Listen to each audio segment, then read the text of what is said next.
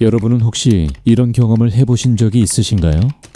인생의 어느 한 시절에 만났던 그 사람이 몇 년이 지나 전혀 다른 얼굴로 다시 나타나고, 또 세월이 흘러 인생의 또 다른 국면에서 똑같은 그 사람이 또 한 번 당신의 삶 속으로 걸어 들어옵니다.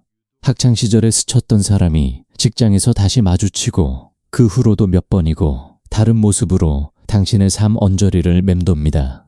젊은 날 짧게 스쳤던 인연이 중년의 어느 갈림길에서 다시 나타나고, 이제는 다 잊었다고 생각했던 무렵 또 한 번 예상치 못한 자리에서 마주칩니다. 우리는 흔히 이것을 세상이 좁아서 벌어지는 일이라 여기거나 그저 인생이 원래 돌고 도는 것이라 여기며 넘어갑니다. 하지만 정말 그럴까요? 한 사람이 이렇게 여러 번, 여러 시기에 걸쳐 되풀이해서 당신의 삶에 나타나는 것이 정말 아무 의미 없는 우연일까요? 스위스의 위대한 심리학자 칼 융은 이 물음에 전혀 다른 답을 내놓았습니다. 어떤 한 사람이 인생의 여러 단계에 걸쳐 반복해서 돌아온다면 그것은 그 사람이 당신의 무의식과 지속적으로 그리고 깊이 공명하고 있다는 뜻이라고 그는 말했습니다. 한 번의 만남으로는 끝나지 않는 인연, 시간이 흘러도 계속해서 되돌아오는 그 얼굴에는 우리가 아직 다 읽어내지 못한 메시지가 담겨 있다는 것입니다. 이것을 라디오에 비유해 보겠습니다. 라디오는 특정 주파수의 채널을 맞추면 그 주파수의 방송이 흘러나옵니다. 그런데 우리가 다이얼을 이리저리 돌리며 다른 채널을 듣다가도 어느 순간 손이 무의식적으로 다시 그 익숙한 주파수로 돌아가는 경험을 해보신 적이 있을 겁니다. 우리의 무의식도 이와 같습니다. 어떤 사람과 우리 내면이 같은 주파수로 깊게 맞물려 있으면 우리가 아무리 다른 채널로, 다른 삶의 국면으로 옮겨가도 그 사람의 주파수는 다시, 그리고 또다시 우리 삶의 전파 안으로 잡혀 들어옵니다. 이것은 한 번의 우연한 신호가 아니라 반복해서 켜지는 신호입니다. 그리고 반복해서 켜진다는 것은 그 방송이 아직 끝나지 않았다는 뜻이기도 합니다. 라디오 방송이 광고 하나로 끝나지 않고 여러 코너로 이어지듯 어떤 인연은 한 번의 만남으로 그 방송을 다 내보내지 못합니다. 그래서 몇 년의 정적을 지나 다시 전파가 잡히고, 또 얼마간의 침묵을 지나 또다시 신호가 들어옵니다. 오늘 저는 여러분과 함께 왜 유독 어떤 한 사람만은 인생의 여러 시기에 걸쳐 당신의 삶으로 되돌아오는지, 그리고 그 반복되는 등장이 당신에게 진짜로 무엇을 말하려 하는지 칼 융의 통찰을 따라가며 깊이 들여다보려 합니다. 준비되셨나요? 그럼 함께 시작해 봅시다. 융은 오랜 임상 경험을 통해 흥미로운 사실을 발견했습니다. 어떤 만남은 딱 한 번으로 완결되지만 어떤 만남은 몇 년, 심지어 수십 년의 간격을 두고 몇 번이고 되풀이됩니다. 그리고 그렇게 되풀이되는 만남일수록 각각의 만남이 일어난 시기가 결코 무작위가 아니라는 것을 그는 알아차렸습니다. 인생의 중요한 전환점, 새로운 결정을 앞둔 순간, 오래된 상처가 다시 건드려지는 시기마다 유독 그 한 사람이 다시 나타나는 경향이 있었습니다. 처음에는 융도 이것을 우연이라 여겼습니다. 그러나 너무나 자주, 너무나 정확한 시점에 반복되는 것을 보며 그는 깨달았습니다. 이것은 우연이 아니라 무의식이 스스로 짜는 각본이라는 것을요. 한 번의 만남으로 어떤 관계나 감정, 배움이 완결되지 않았을 때 우리의 정신은 그것을 다시 마주할 기회를 스스로 만들어낸다는 것이 그의 결론이었습니다. 이것을 설명하기 위해 융은 집단 무의식이라는 개념을 발전시켰습니다. 집단 무의식은 우리 모두가 공유하는 깊은 무의식의 층위입니다.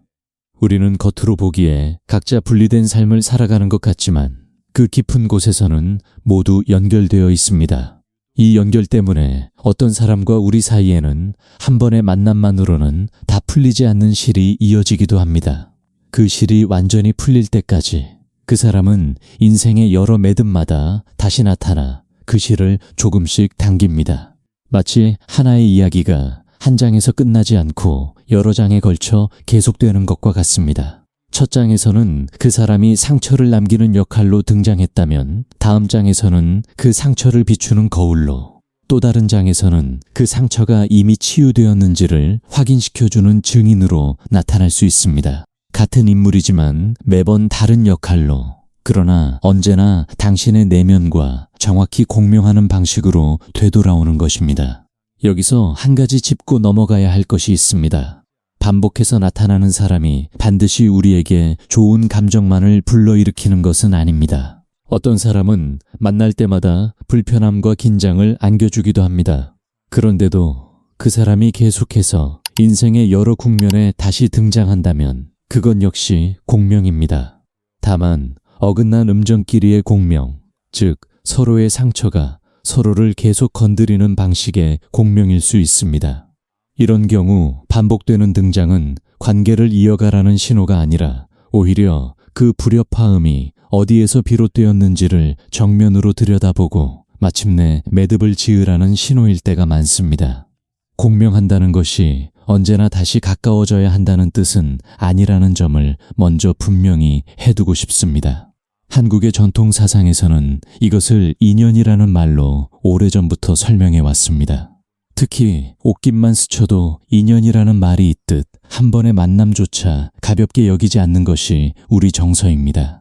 그런데 그 중에서도 유독 질기게 이어지는 인연, 몇 번이고 다시 만나게 되는 인연을 두고 우리 조상들은 전생부터 이어진 깊은 업이라 표현하기도 했습니다. 불교의 연기 사상 역시 이와 통합니다. 모든 존재는 홀로 존재하지 않고 수많은 인연의 그물로 얽혀 있으며 어떤 인연은 한 번의 마주침으로 끝나지 않고 여러 생 혹은 한 생 안에서도 여러 시기에 걸쳐 되풀이해서 얽힌다는 것입니다. 융의 공명의 법칙과 동양의 인연 사상은 표현하는 언어는 다르지만 가리키는 방향은 놀라울 만큼 닮아 있습니다. 한 사람이 당신의 삶에 반복해서 나타난다면 그것은 그 사람과 당신 사이에 아직 끝나지 않은 그러나 언젠가는 완결되어야 할 이야기가 남아있다는 뜻입니다. 여기서 우리가 짚어야 할 중요한 차이가 하나 있습니다. 살면서 우리는 수많은 사람을 스치듯 만납니다. 그중 대부분은 단 한 번의 만남으로 끝나고 어떤 사람은 우리 삶에 잠시 머물다가 조용히 사라집니다. 이런 만남들도 각자 의미가 있지만 오늘 우리가 이야기하려는 것은 이런 일회적인 스침이 아닙니다. 우리가 주목하려는 것은 몇 년의 간격을 두고 인생의 서로 다른 국면마다 몇 번이고 되풀이해서 돌아오는 사람입니다. 이런 사람은 흔치 않습니다. 대부분의 인연은 한 번의 장을 넘기면 그것으로 끝나지만 유독 어떤 인연만은 책을 덮었다고 생각한 순간 다시 다음 장이 펼쳐집니다. 그리고 바로 이 반복성이야말로 그 인연이 얼마나 깊은 곳에서 당신과 연결되어 있는지를 보여주는 가장 확실한 증거입니다. 한 번의 만남은 우연일 수 있습니다. 두 번의 만남도 어쩌면 우연이라 넘길 수 있습니다. 그러나 세 번, 네 번, 인생의 서로 다른 시기마다 되풀이되는 만남은 더 이상 우연이라는 말로 설명되지 않습니다. 특히 밤이 깊어 마음이 고요해지는 시간, 문득 그 사람이 떠오르고 그 사람과의 지난 만남들이 하나씩 되짚어지는 순간이 있습니다. 그럴 때 우리는 흔히 이것을 단순한 그리움이나 미련으로 치부해버립니다. 하지만 융의 관점에서 보면 그 밤의 고요함 속에서 떠오르는 기억이야말로 무의식이 우리에게 보내는 가장 정직한 신호일 수 있습니다. 낮 동안에는 수많은 일들에 마음을 빼앗겨 놓치고 지나가던 그 신호가 고요한 밤이 되어서야 비로소 또렷하게 들리는 것입니다. 그러니 잠 못 이루는 밤, 문득 그 사람이 떠오른다면 그것을 애써 밀어내지 마시고 그 마음이 하는 이야기에 잠시 귀를 기울여 보시기 바랍니다. 그렇다면 왜 하필 그 사람일까요? 왜 수많은 사람들 중에서 유독 그 한 사람만이 인생의 여러 국면마다 당신 곁으로 돌아오는 것일까요? 여기서부터 융의 통찰을 이론적으로 하나씩 짚어보려 합니다. 첫째, 그 사람은 당신의 내면에서 아직 완결되지 않은 감정의 매듭과 정확히 공명하고 있기 때문입니다. 첫 만남에서 풀리지 않은 감정, 이를테면 충분히 표현하지 못한 그리움이나 미처 정리하지 못한 억울함, 혹은 갚지 못한 고마움 같은 것들은 사라지지 않고 무의식 속에 남아 계속해서 신호를 보냅니다. 이 신호는 시간이 지난다고 저절로 꺼지지 않습니다. 오히려 인생의 다음 매듭에서 다시 켜지며 그 신호에 정확히 공명하는 그 사람을 당신의 삶으로 다시 불러들입니다. 마치 물 위에 던진 돌이 만든 물결이 잦아드는 것 같아도 물속 깊은 곳에서는 여전히 진동이 남아있어 다음 돌이 던져지는 지점마다 그 진동과 만나는 것과 같습니다. 둘째, 그 사람이 특정한 원형을 담당하고 있기 때문입니다. 융은 우리 무의식 안에 어머니, 아버지, 현자, 그림자, 상처받은 치유자 같은 보편적인 심리적 패턴들이 있다고 보았습니다. 어떤 사람은 당신의 삶에서 유독 현자의 원형을, 어떤 사람은 그림자의 원형을 짊어지고 등장합니다. 그런데 인생의 각 단계마다 우리에게 필요한 원형은 계속해서 바뀝니다. 젊은 시절에는 도전을 부추기는 존재가 필요했다면 중년에는 위로를 건네는 존재가 필요하고 또 다른 시기에는 자신의 그림자를 비춰줄 존재가 필요합니다. 흥미롭게도 같은 한 사람이 인생의 여러 시기에 걸쳐 서로 다른 원형을 번갈아 짊어지며 나타나는 경우가 있습니다. 젊은 날에는 경쟁자의 얼굴로, 다음에는 협력자의 얼굴로, 또 다음에는 오랜 친구의 얼굴로 등장하는 시기입니다. 그것이 바로 그 사람이 유독 반복해서 당신의 삶에 등장하는 이유입니다.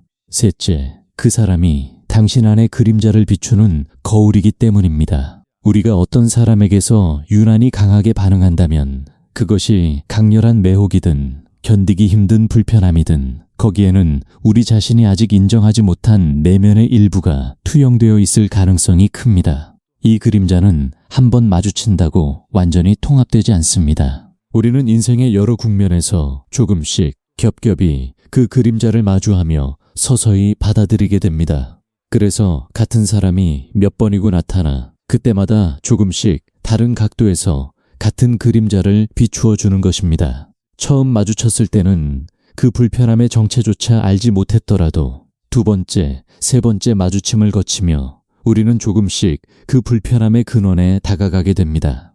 넷째, 당신이 성장할수록 같은 사람에게서 발견하는 의미가 달라지기 때문입니다. 첫 만남에서 그 사람은 단순히 낯선 타인이었을 수 있습니다. 하지만 인생의 다음 단계에서 다시 만났을 때 당신은 그때와는 다른 눈으로 그 사람을 바라보게 됩니다. 당신의 내면이 자라났기 때문에 같은 얼굴에서 이전에는 보지 못했던 것을 보게 되는 것입니다. 이것은 그 사람이 변한 것이 아니라 당신이 그 사람을 비추는 거울 자체가 되었기 때문에 일어나는 일입니다. 한 사람과의 관계가 나선처럼 여러 번 되풀이되며 매번 조금씩 더 깊은 층위로 나아가는 것, 이것이 융이 말한 개성화 과정의 특징이기도 합니다. 원을 그리며 제자리로 돌아오는 것 같지만 실제로는 나선을 그리며 더 높은 층위로 올라가는 것입니다. 같은 자리를 맴도는 것처럼 보여도 매번 그 높이는 조금씩 달라져 있습니다. 다섯째, 당신의 무의식이 그 관계를 통해 반복 학습을 시도하고 있기 때문입니다. 우리는 중요한 배움을 단 한 번에 온전히 흡수하지 못합니다. 특히 그 배움이 깊은 감정적 상처와 얽혀 있을 때는 더욱 그렇습니다. 그래서 무의식은 같은 수업을 여러 번에 걸쳐 반복해서 제공합니다. 같은 선생님이 여러 학년에 걸쳐 다시 담임을 맡는 것처럼 그 사람은 당신이 완전히 이해할 때까지 인생의 여러 시기에 걸쳐 같은 배움을 조금씩 다른 방식으로 다시 가져다 줍니다. 첫 번째 만남에서 절반만 이해했던 것을 두 번째 만남에서 조금 더 이해하고 세 번째 만남에 이르러서야 비로소 온전히 내 것으로 만드는 경우가 많습니다. 여섯째, 집단 무의식의 깊은 층위에서 두 사람의 실이 유난히 굵게 얽혀 있기 때문입니다. 융은 어떤 사람과의 인연은 표면적인 이유로는 설명되지 않을 만큼 깊게 얽혀 있다고 보았습니다. 겉으로 보기에는 그저 학교 동창, 옛 직장 동료, 오래전 이웃일 뿐인데도 세월이 흘러 전혀 다른 장소, 전혀 다른 상황에서 몇 번이고 다시 마주치는 인연이 있습니다. 이런 인연은 표면의 논리로는 설명할 수 없지만 무의식이라는 깊은 바다 아래에서는 두 사람의 실이 유독 굵게 이어져 있는 것입니다. 마치 두 개의 뿌리가 땅속 깊은 곳에서 서로 얽혀 있어서 지상에서는 각기 다른 방향으로 가지를 뻗어도 결국 다시 만나게 되는 나무들처럼 말입니다. 일곱째, 동시성이 그 재회의 시점을 정교하게 조율하기 때문입니다. 동시성은 인과관계로는 설명되지 않지만 의미의 차원에서는 완벽하게 맞아떨어지는 사건들을 말합니다. 당신이 그 사람을 문득 떠올린 바로 그 시기에 그 사람이 다시 삶에 나타나는 경험, 혹은 당신의 인생에서 중요한 결정을 앞둔 바로 그때 그 사람이 다시 등장하는 경험. 이것은 우연히 겹친 것이 아니라 당신의 내면 상태가 특정 시점에 특히 강렬하게 진동하면서 그 진동과 공명하는 사건을 현실로 끌어당긴 결과입니다. 8째, 당신 안에 자기가 그 관계를 통해 온전함을 향해 당신을 이끌고 있기 때문입니다. 융이 말한 자기는 우리 정신의 중심이자 우리가 궁극적으로 되어야 할 온전한 존재의 청사진입니다. 자기는 때로 우리가 의식적으로 원하지 않는 방식으로도 우리를 성장으로 이끕니다. 그 사람과의 반복된 만남이 때로는 불편하고 때로는 그립고 때로는 혼란스러운 것도 이 때문입니다. 자기는 당신에게 필요한 것을 정확히 알고 있고 그 필요와 공명하는 사람을 인생의 적절한 시점마다 다시 불러들이는 것입니다. 한국의 역사를 돌아보면 이렇게 반복해서 서로의 삶에 되돌아온 인연들이 있습니다. 세종대왕과 집현전 학자들의 관계가 그러합니다. 이들은 한 번의 만남으로 큰일을 이루지 않았습니다. 수십 년에 걸쳐 왕과 신하로서 몇 번이고 다시 마주 앉아 같은 뜻을 확인하고 다듬어 갔습니다. 학자들 중 몇몇은 젊은 시절 처음 세종을 아련한 이후 관직을 떠났다가 다시 부름을 받고 또 유배와 복귀를 거듭하면서도 결국 다시 궁으로 돌아와 같은 뜻을 이어갔습니다. 그 반복된 만남과 논의가 쌓이고 쌓여 마침내 한글이라는 위대한 결실로 이어졌습니다.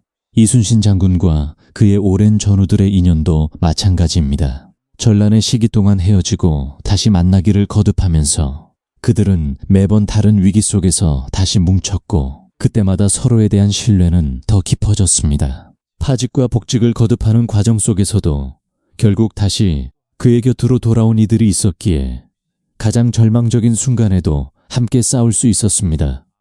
한 번의 만남으로는 결코 이룰 수 없었던 일들이 반복된 인연을 통해 비로소 완성된 것입니다. 우리 삶에서 반복해서 돌아오는 그 사람도 이와 같습니다. 한 번의 만남으로는 다 이룰 수 없는 어떤 완성을 향해 삶은 그 사람을 몇 번이고 다시 당신 앞에 세워두는 것입니다. 여기서 한 가지 더 생각해 볼 지점이 있습니다. 반복되는 만남 사이의 침묵의 시간, 즉 그 사람과 마주치지 않는 기간도 결코 의미가 없지 않다는 사실입니다. 라디오로 치면 방송이 잠시 끊긴 그 구간에도 채널은 여전히 존재합니다. 다만 우리가 그 시간 동안 다른 배움을 쌓고 다른 관계를 통해 성장하고 스스로를 더 단단하게 만드는 과정을 거치는 것입니다. 그리고 그렇게 무르익은 상태로 다시 그 채널이 켜졌을 때 우리는 이전과는 전혀 다른 태도로 그 사람을 마주하게 됩니다. 침묵의 시간이 길수록 다시 만났을 때의 변화도 그만큼 뚜렷하게 느껴지는 경우가 많습니다. 또한 반복되는 등장의 간격이 짧아지는지 길어지는지도 눈여겨볼 만합니다. 만남의 간격이 점점 짧아진다면 그것은 아직 완결되지 못한 이야기가 더 급하게 매듭지어지기를 요구하고 있다는 신호일 수 있습니다. 반대로 간격이 점점 길어지고 마침내 더 이상 마주치지 않게 된다면 그것은 그 관계가 담당했던 배움이 이미 충분히 완결되었다는 뜻일 가능성이 큽니다. 이렇게 반복의 리듬 자체를 관찰하는 것만으로도 우리는 그 인연이 지금 어느 단계에 와 있는지 짐작할 수 있습니다.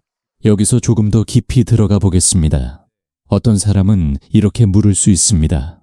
그렇다면 반복해서 돌아오는 사람은 모두 나에게 좋은 사람인가요?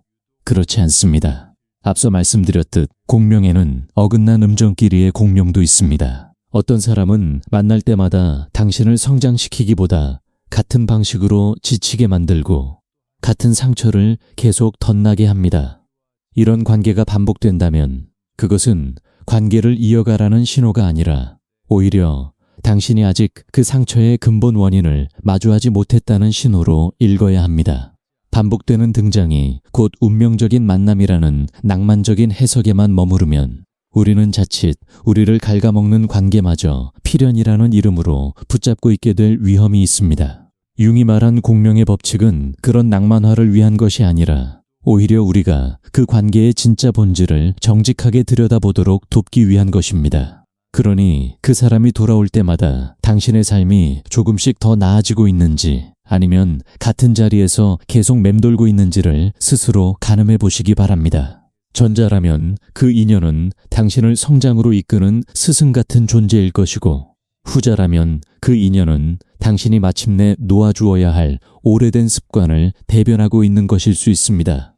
또한 이런 질문도 해볼 수 있습니다. 그 사람이 나를 어떻게 대했느냐보다 그 사람을 만난 뒤 내가 스스로를 어떻게 대하게 되었느냐를 살펴보는 것이 더 정확한 기준이 됩니다.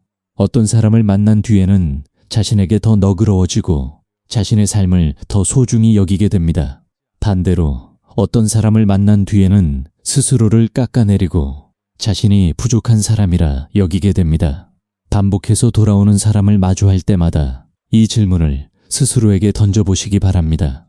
이 사람을 만난 뒤 나는 나 자신을 더 사랑하게 되었는가? 아니면 더 미워하게 되었는가? 이 답이야말로 그 인연이 지금 당신에게 무엇을 요구하고 있는지를 가장 선명하게 보여줍니다. 그렇다면 이제 우리는 이 반복되는 공명을 어떻게 삶 속에서 의식적으로 다루어야 할까요? 지금부터는 실천의 영역으로 넘어가 보겠습니다.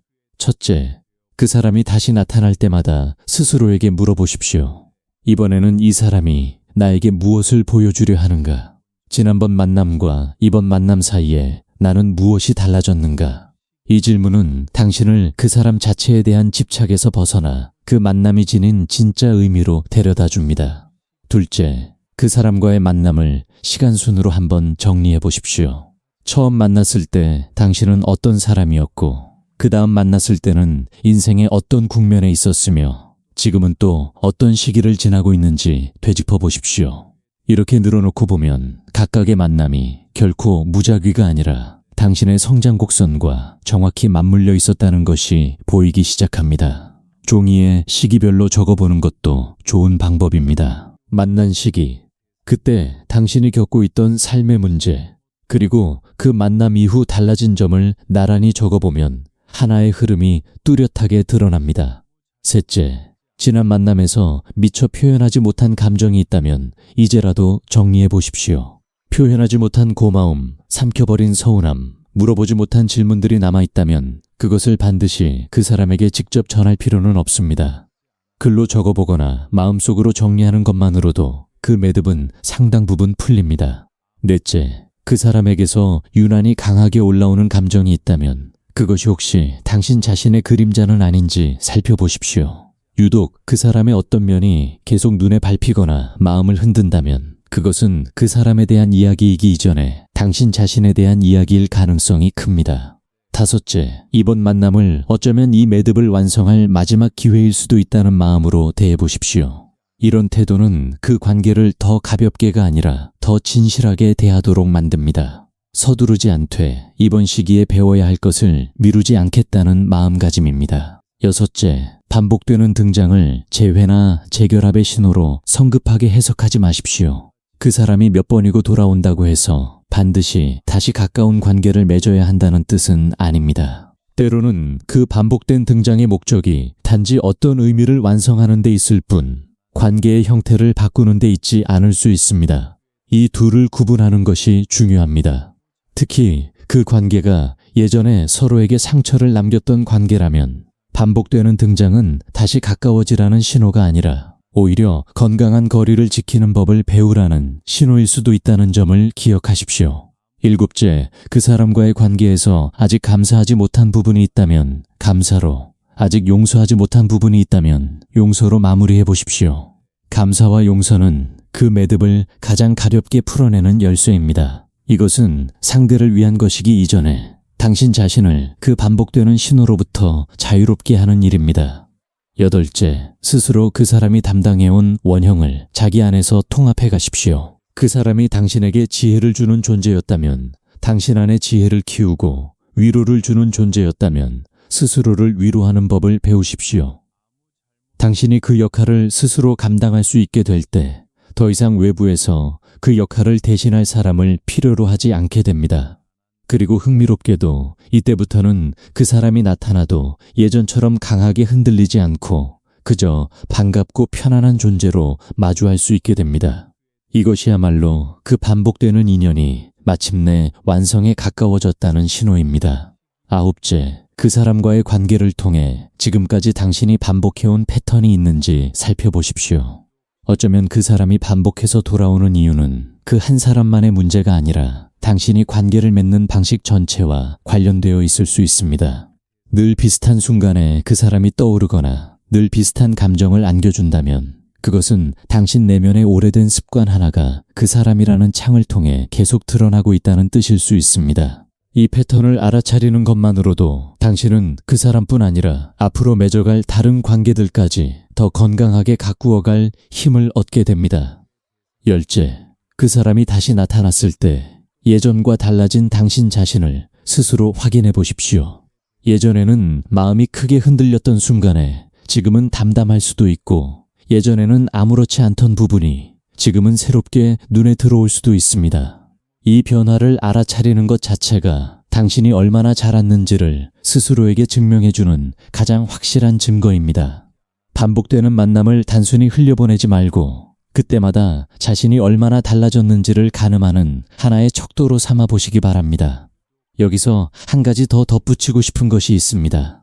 이 10가지를 실천하는 과정에서 조급해할 필요는 전혀 없습니다. 어떤 인연은 평생에 걸쳐 서너 번의 만남으로 서서히 완결되기도 합니다. 한 번의 만남으로 모든 것을 이해하고 정리하려 하지 마십시오. 오히려 그 만남이 몇 번이고 되풀이된다는 것 자체를 삶이 당신에게 충분한 시간을 주고 있다는 다정한 배려로 받아들이시기 바랍니다. 우리는 때로 한 번의 기회를 놓쳤다고 자책하지만 융의 관점에서 보면 무의식은 결코 한 번의 기회로 끝내지 않습니다. 당신이 놓친 배움이 있다면 삶은 또 다른 시기에 같은 배움을 다른 얼굴로 다시 가져다 줄 것입니다. 여기서 마지막으로 한 가지를 더 나누고 싶습니다. 나이가 들수록 우리는 인생을 돌아볼 시간이 많아집니다. 그리고 그 돌아봄 속에서 유독 몇몇 얼굴이 반복해서 떠오른다는 것을 알아차리게 됩니다. 젊을 때는 미처 눈치채지 못했던 그 반복의 무늬가 세월이 흐른 뒤에야 비로소 선명하게 보이는 것입니다. 이것은 결코 늦은 깨달음이 아닙니다. 오히려 충분히 살아왔기 때문에 비로소 볼 수 있게 된 인생의 지도입니다. 젊은 시절에는 하나하나의 만남이 그저 개별적인 사건처럼 느껴지지만 살아온 날들이 쌓일수록 그 만남들이 어떻게 이어져 있었는지 어떤 흐름을 그리고 있었는지가 조금씩 드러납니다. 그러니 지금 이 순간 문득 떠오르는 그 얼굴이 있다면 그것을 그저 지나간 시절의 그림자로만 여기지 마십시오. 그것은 어쩌면 지금까지 살아온 당신의 삶이 스스로에게 보여주는 가장 정직한 요약일지도 모릅니다. 여러분, 인생을 살다 보면 유독 한 사람만은 시간이 흘러도 완전히 멀어지지 않고 잊었다 싶으면 또 다른 얼굴로 다시 나타나는 경험을 하게 됩니다. 그럴 때마다 우리는 이것을 그저 좁은 세상 탓으로 돌리거나 혹은 반대로 운명적인 사랑이라 단정 지어버리곤 합니다. 하지만 오늘 함께 살펴본 것처럼 그 반복되는 등장에는 훨씬 깊은 의미가 담겨 있습니다. 그 사람은 당신의 무의식과 지속적으로 공명하며 당신이 인생의 매듭마다 마주해야 할 어떤 진실을 조금씩 나누어 전해주는 존재입니다. 첫 만남에서 다 배우지 못한 것을 두 번째 만남에서, 두 번째 만남에서도 다 완성하지 못한 것을 세 번째 만남에서 배워가는 것, 이것이 바로 그 사람이 당신의 삶에 몇 번이고 되돌아오는 진짜 이유입니다. 이제 이 여정을 시작하며 던졌던 질문으로 돌아가 봅시다. 왜 같은 사람이 인생의 여러 시기에 걸쳐 반복해서 나타날까요? 그것은 세상이 좁아서도 아니고 그저 운이 좋거나 나빠서도 아닙니다. 그것은 당신과 그 사람 사이에 아직 완결되지 않은 이야기가 남아있고 당신의 무의식이 그 이야기를 끝까지 완성하려 하기 때문입니다. 그러니 다음에 그 익숙한 얼굴이 당신의 삶에 다시 나타나거든 놀라거나 밀어내지 마시고 조용히 물어보십시오.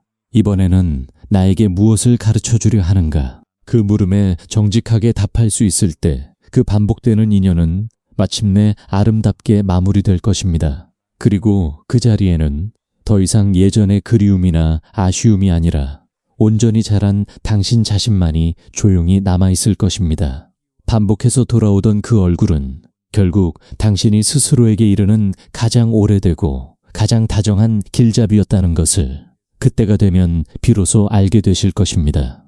여러분의 삶에 몇 번이고 되돌아오는 그 얼굴이 앞으로는 두려움이 아니라 반가움으로, 흔들림이 아니라 고요함으로 당신을 찾아오기를 진심으로 바랍니다. 우연이 아니라 거듭되는 공명으로, 스침이 아니라 깊어지는 인연으로. 감사합니다.